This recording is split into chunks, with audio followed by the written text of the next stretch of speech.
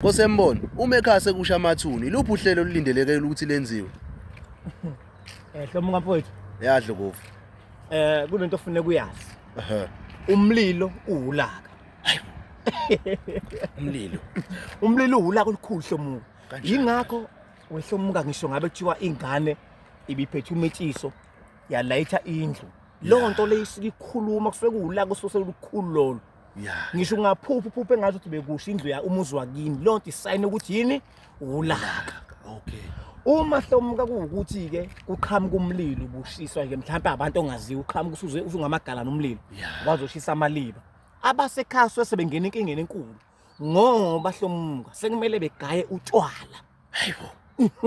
Ukusho kwamaliba Sekumele kugaye utshwala hlomuka kuyoshwelezwa ukuthi bayaxolisa ukuthi njengamanje sekwenze njani sekungena umlilo washisa abantu abadala akufanele hlomuka kwenzeke njalo ngoba uma bengakwenzanga lokho okusho ukuthi manje sebethathele inkinga bayifaka kuphi ekhaya.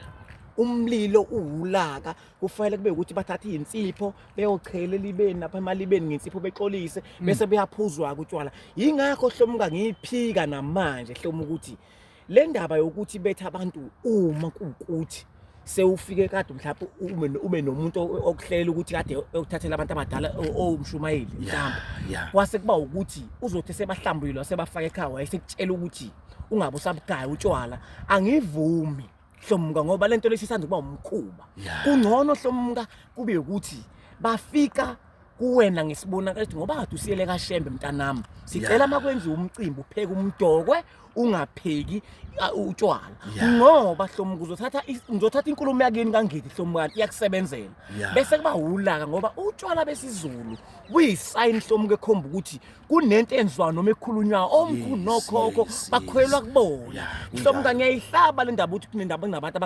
abangasabugaya utshwala ngoba iyona ndlela ngaphandle umuntu owembulelwe wathi bafikile omkhulu bathi angisafuni ini utshwala. Hlomuka mangabe nje kusho amathuna kumele kugaye utshwala kiwe libe lifike kwenziwe njani kuxoliswe kushiwo kuthiwa cha siyaxolisa abantu bala ekhaya kuqhamuka kumele singawazi ngoba uma kungenziwanga lokho sekuyintuthu lesiyinkinga sizofuqa abantu basekhaya sekulaka lolusimangaliso.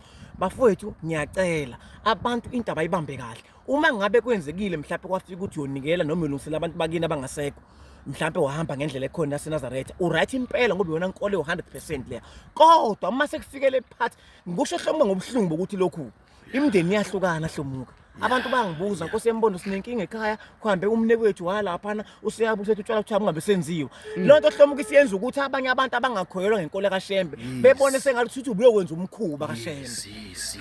Ngiyayihlaba hlomuka leyo utshwala buyona into ngisho kudilizwa indlela ngenhla hlomuka sokhuluma ngathi indlela ngenhla ivele idilizwe hlomuka idinga ukuthi gayo ini utshwala sokhuluma ngalowo phathi hlomuka ubike ngikhuluma iqiniso. Ngiyabonga ngethuba ngane wethu.